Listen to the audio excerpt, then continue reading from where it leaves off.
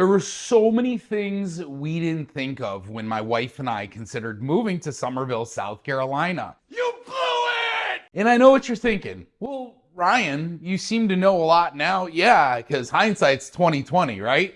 Well, Summerville, South Carolina, it's charming, it's historic, and it's growing like crazy. I mean, the word's out. Everybody knows about it. And honestly, it's easy to see why people are packing up and heading this way. Let's start with the number one complaint I hear from people who move here: traffic.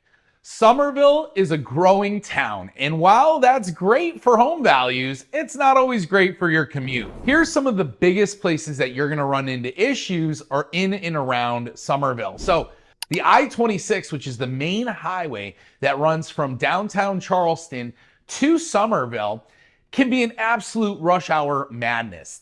Think you'll get to Charleston in 30 minutes? Yeah, back in the old days, but not if it's 8 a.m. or 5 p.m. You have to remember, a lot of people are commuting to Charleston, to Mount Pleasant, to Johns Island, James Island, and a lot of those people, for affordability reasons, live in Summerville. You know, most people who work in Mount Pleasant don't technically live in Mount Pleasant. So if you can believe it, people sometimes, their morning commutes can go anywhere from, you know, a good 30 minutes to could be an hour and a half. And if you're leaving at 8 a.m., you can pretty much plan to be in that mix. The other thing you should also consider is at 5 p.m., coming from Charleston to Summerville, it is a nightmare.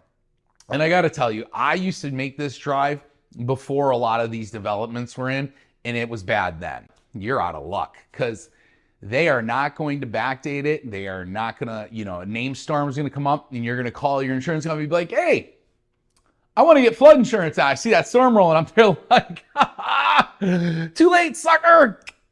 That's what they're going to do to you. So always check the FEMA flood maps. This is one of my biggest pieces of advice. This is what I did before we really looked at our area and neighborhood. I was on there like, all right, we do not want to flood. We do not want to be underwater. So one of my biggest piece of advice is to buyers is we want to ask the seller. So when you reach out to me and we're working together, I'm going to ask the seller about past flooding.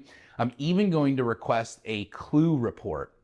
And that's basically a history of insurance claims, because I'm not saying the sellers are going to lie, but a lot of them aren't always as transparent as you'd like. So if we ask for a clue report, that's going to give us a history of any insurance claims that were on that home.